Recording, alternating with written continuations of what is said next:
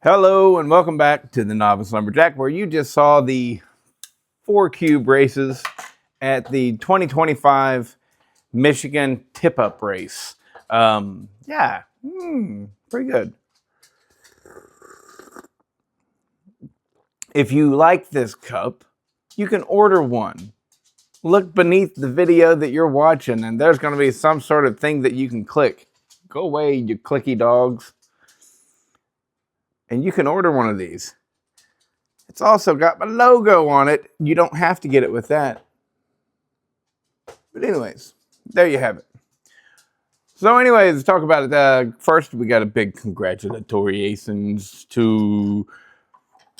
Let's do this.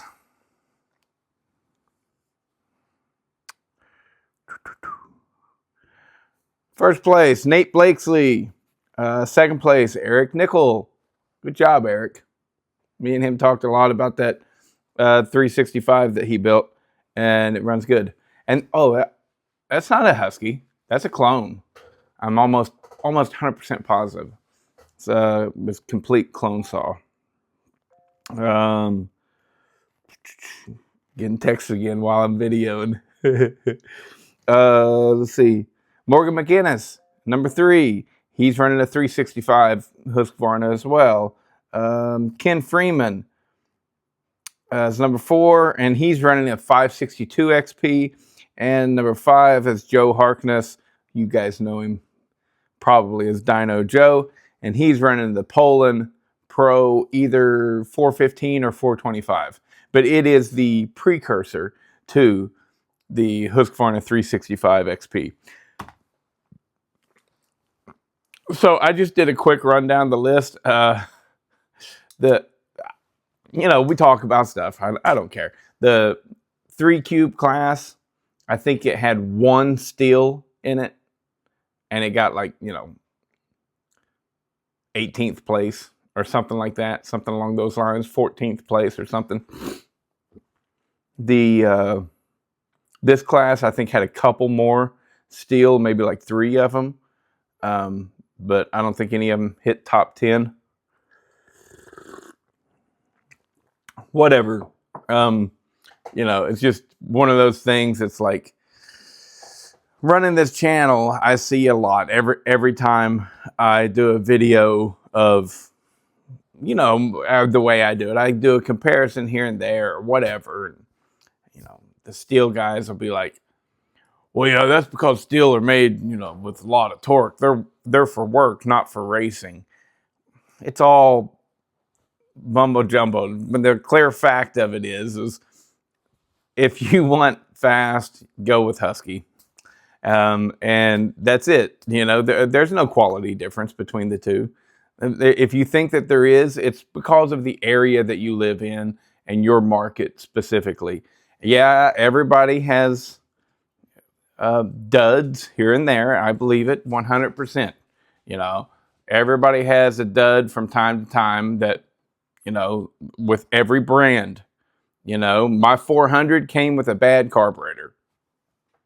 And the oiler doesn't oil quite enough for my likings. And so, does that mean that Stihl chainsaws are bad? No, it means I got one with a bad carburetor. I like Stihl a lot. I just prefer other stuff. But honestly, the reason I prefer it is probably because I'm swimming against the stream. That's it. I'm a salmon. I like to swim upstream. There's really no reason other than that. But if you want fast, you build a Husqvarna product of some sort. And that's just reality. Anybody that says different, I'm like, step into my world. Look at these races. How many Stihl do you see? And you don't see any of them on the podium. So it's like, whatever. But what I've been seeing more and more as well is, clone saws. I'm pretty sure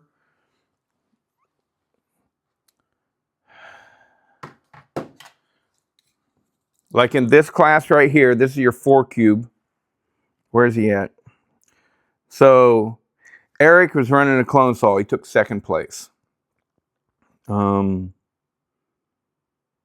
don't think Morgan's is a clone. I don't know who Cleve Holcomb is. But there we go. Brad Hunt.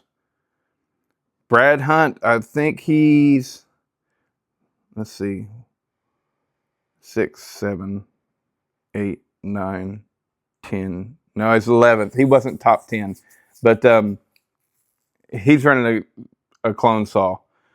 Anyways, a lot of people are running the clone saws. I saw them in various different classes. I see it at SawFest too. Do the clone saws produce as much power as the OEM stuff? I think they probably do. I think they probably do, or at least it's so close you're just splitting hairs to see which one is faster. But why don't you see them clone saws in the real racing? Well, that's because whenever they're spinning those higher RPMs, they're not balanced as well, and the material is not quite as good, and so therefore they're a little bit more likely to break, and a failure at 13,000 RPMs would probably suck. But as far as like firewood classes and stuff, they seem to do great, like outstanding. So if you're ever like, well, like way back with me, whenever I first started doing this, I wanted a 372 XP so bad I could taste it, but I couldn't afford one. They were so expensive, and to me, I was like, I can't afford that at all. Well, now knowing what I know, I wouldn't hesitate one bit to start out with a clone saw and a used one. that Hyacinth clone that you can get from Walmart, start out with that. It's fine. You know, I think you can get that from Walmart for like 100, what was it, 130 bucks or something. Uh, start out with that. Warren, I think your name's Warren Smith. I think you got a clone saw here recently, I believe. I saw on Facebook, you know, and you're like ridiculously cheap. It's like 125 bucks or something like that for a 365 clone saw. Go for it. I see like no problem that you can't you can't repair around. You see what I'm saying? You just got to know what you're doing or watch a lot of videos and just do it. Just do it. You know that they're going to need a pretty severe timing advance usually. You know that quite often on the clutch side there's going to be little bolts that I can't remember the way it works. They're blind, or no, they're through bolts, but they should be blind. But anyways, you're going to have to take out those screws, put a little Loctite on them, put them back in, or maybe not Loctite, but sealant, put them back in, because otherwise you'll get a crankcase leak out those little screws. This has been well documented, and you just got to search and look and ask. And I can't recommend the Facebook forums enough, because with that, you get a lot of people answering these questions. A lot of them are hokey bullshit answers, because people will answer not knowing a clue what they're talking about. No idea. You know, what's the best oil? And you'll get 30 different replies within the first 5 minutes. So anyways, but yeah, and with the clone saws now, you've got 3 of the very best models for their race classes available, right? For the 4 cube, you can get a 365 clone. For the 5 cube, you can get a 281 clone. For the 6 cube, you can get a 395 clone. Okay, so boom, boom, boom. You got 3 out of the 4 major racing classes in firewood racing. Right? You got 3, 4, 5, and 6. And well, you can buy clones for 3 of those. All right. And even, you know, I believe you can still get the 026 clone for the 50cc. I mean, you'll lose, but pretty much guaranteed you're going to lose if you get an 026 clone or MS260 clone, whatever you want to call it.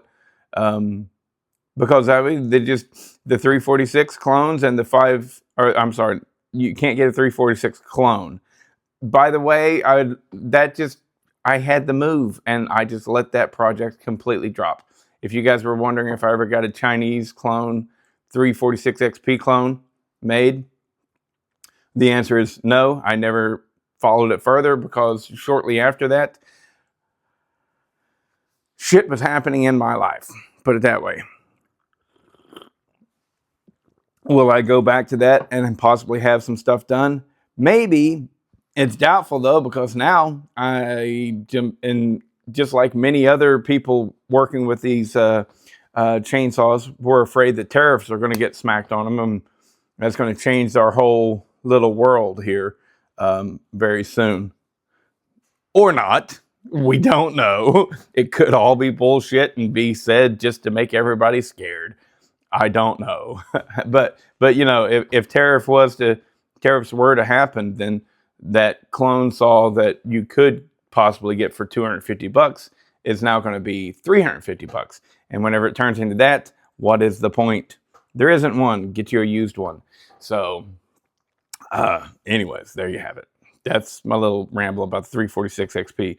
But yeah, the clones are really great. And as it is currently right now, you can get clones of 3 of the top saws that are for those classes. I mean, you know, look at your top 5. 4 out of the top 5 were in some way tied to the Husqvarna 365. And the only reason that Kenny made it in there with the 562 XP is because he's Kenny. He's Kenny. He's great. He's really good. He's a really, really, really good steady operator. That 562 is good, but as far as the saw itself, it has no business being in the top 5. I mean, I know that saw. It's a good saw, but it doesn't have any bigger chance to be in the top 5 than my 562 XP, which, I mean, I like running my 562. It's great. It's great, but it's not a top 5 contender, that's for sure. But anyways, that was the 4 cube, and hopefully tomorrow I'll get the 5 cube. I don't know. I have to run to just above Cleveland, Ohio. I think I'll probably do it tomorrow. We'll see. Unless Irene wants to go with me, in which case we will wait till the weekend. But I've got to get some slat board. Slat board is what I am going to go with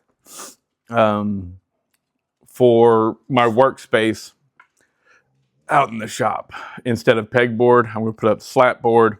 It's going to look awesome. So anyways, and Menards is like the only place that has it. And the closest Menards is just on this side of Cleveland, Ohio.